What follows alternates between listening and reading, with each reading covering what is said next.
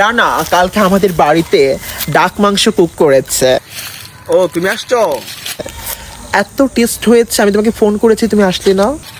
হ্যাঁ আমি তো যাইলাম, হইলে আমার তো একটু ধরুন মিটিং করছিল, তো এই জন্য আমি আসতে পারি না। ঠিক আছে, তো পরবর্তীতে আসবো না। ঠিক আছে, আমি তাই তোমার জন্য দাঁতের ভিতর করে একটু নিয়ে আসছি,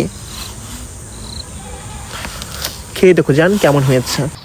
কি ফু, এসব আমি খাই না, তোমারটা তুমি খাও। কেমন খাচ্ছ? তুমি খেতে পারবে না? নাও তোমারটা তুমি খাও। হ্যাঁ সেই সাথে তুমি খাও। হোয়াই?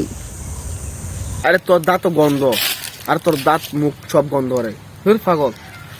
বিকজ আমার দাঁতে গন্ধ। এইটা বলতে পারলি তুই?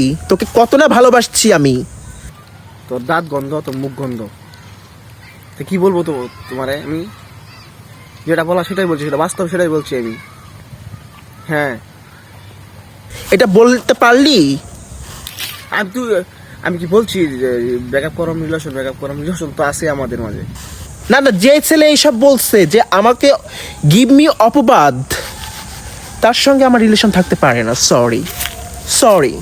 এই কই যাচ্ছ? একটু শুনো, শুনো না, একটু শুনে যাও। পিছন থেকে ডেকে লাভ নাই। তোমার সঙ্গে আমার কোনো সম্পর্ক একদম finish. I don't continue relationship, ওকে?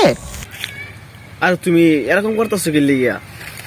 যাইও না, রিলেশন ব্রেকআপ করো না। এই শুনো না, কে লেগে এমন করতেছো? আর তুমি ঘর জমিদার বংশের মেয়ের গালে নাকি গন্ধ, দাঁতে নাকি গন্ধ, কি দুঃসাহস! সামনে থেকে দূর হয়ে যা বলতে। বোঝার চেষ্টা করো, আমি সেটা বলতে চাই নাই। একটু একটু বুঝো, আমি সেটা বলি নাই, সেভাবে বলি নাই। যাইও না। সি